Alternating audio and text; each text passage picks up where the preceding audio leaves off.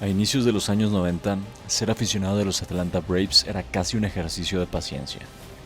El equipo venía arrastrando años de malos resultados, con temporadas que parecían calcadas una tras otra, perder más juegos de los que ganas y vivir en el sótano de la División Oeste de la Liga Nacional.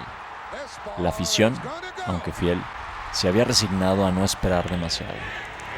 Pero algo empezó a cambiar, no de golpe. La mejor manera que puedo explicarlo es como cuando sientes en el aire que se viene una tormenta, aunque todavía no se ve en el horizonte. El gerente general John Schuerholz llegó en 1990 y con él un plan concreto. Se empezaron a formar cimientos nuevos. Jóvenes talentosos como Tom Glavine, John Smoltz y un tal Steve Avery empezaban a hacerse conocer. Y en el dugout, un manager tranquilo pero decidido, como lo fue Bobby Cox, empezaba a ordenar el rumbo. Llegó 1991 y con él algo que nadie, ni los más optimistas, esperaban. Los Braves pasaron de ser el peor equipo de 1990 al primero de su división. Fue un giro espectacular, sin precedente en la franquicia. El equipo jugaba con garra. Su rotación joven dominaba desde la loma, con Terry Pendleton, recién llegado, jugando como si tuviera algo que probar. Y vaya que lo hizo, ganando el MVP ese año. Y ahí estaban, en octubre, enfrentando a los Piratas de Pittsburgh en la serie de campeonato de la Liga Nacional. Ganaron, y contra todo pronóstico, los Braves ya estaban en la Serie Mundial. La Serie Mundial de 1991 contra los Twins fue considerada la mejor de todos los tiempos por ESPN. 7 juegos, 5 mínimas diferencias, 4 últimas jugadas y 3 extra innings. Tristemente se perdió, sí, pero esa serie no dolió como otras derrotas. Al contrario, dejó claro que Atlanta había vuelto, que ahora sí había con qué pelear. 1991 no fue una casualidad. En 1992, Atlanta volvió a tomar la división. Otra vez la serie de campeonato, otra vez los Piratas y otra vez drama puro.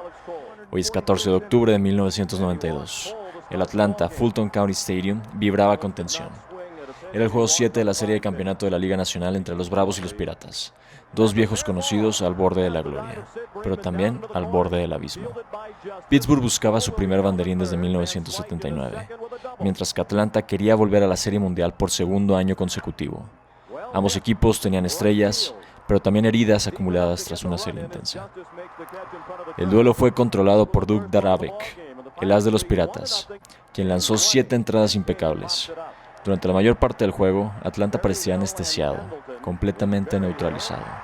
Mientras tanto, los Piratas construyeron una ventaja de 2-0 con una carrera en el primer inning impulsada por Orlando Merced, y otra más tarde gracias a Andy Van Slyke. Todo indicaba que finalmente Pittsburgh rompería su maldición reciente. Entramos al noveno inning. Los Piratas todavía lideraban 2-0 y Daravec volvía al montículo para sellar su obra maestra. Pero el béisbol, como siempre, tenía otros planes. Terry Pendleton abrió la entrada con un doble. Luego vino un error de José Lind, quien había sido una roca en segunda base toda la temporada. Solo 6 errores en 745 oportunidades. La presión se sentía en el aire, acechando. Los Bravos llenaron las bases con un boleto para Green. El manager Jim Leyland sacó a Daravec y trajo su cerrador, Stan Belinda. Pero el daño emocional ya estaba hecho. Atlanta anotó una carrera con un elevado de sacrificio que Ron Gant, y luego una base por bolas llenó las bases nuevamente. Era 2-1. Brian Hunter falló con un elevado, 2 outs, bases llenas, y entonces vino Francisco Cabrera, un hombre que muchos no conocían, un suplente de 25 años, un bateador emergente. Si Greg Olson no se hubiera lastimado una semana antes de que la temporada regular acabara, él no estaría aquí. No había mucha esperanza, pero quedaba algo. Lo que pasó después, aún lo tengo grabado como si lo hubiera visto ayer. Cabrera enfrentaba a Belinda, con 2 outs, la temporada entera colgando de un hilo. Con sangre fría, Francisco conectó un lineazo al jardín izquierdo. Nadie en el estadio respiraba. El batazo cayó frente al jardinero Barry Bonds, que recogió y tiró hacia el home con una exhalación. David Justice anotó fácilmente desde tercera, pero lo que hizo de esta jugada una leyenda fue lo que vino después. Sid Bream, el primera base veterano, conocido por su lentitud, venía barriendo desde segunda base. Bonds hizo un buen tiro, pero un poco desviado. El receptor Mike Lavalier tomó la pelota, giró, y Sid Bream se deslizó justo antes de que llegara el guante. The Slide, como se conoce. Safe. Atlanta ganaba 3-2. Me sobra decirte que el estadio entero explotó. La banca de los Braves se volcó al campo. Los jugadores se abrazaban.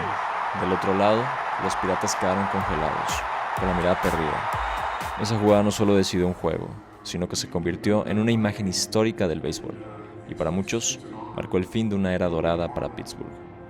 Y así, en solo 2 años, los Bravos de Atlanta pasaron de ser los underdogs de la liga entera a una verdadera potencia. No fue suerte, fue construcción, paciencia y talento joven floreciendo en el momento justo. En 1992, con su segunda serie mundial consecutiva, ya no eran una sorpresa, eran un equipo grande. Y aunque ese anillo aún se hacía esperar, se sentía que era solo cuestión de tiempo.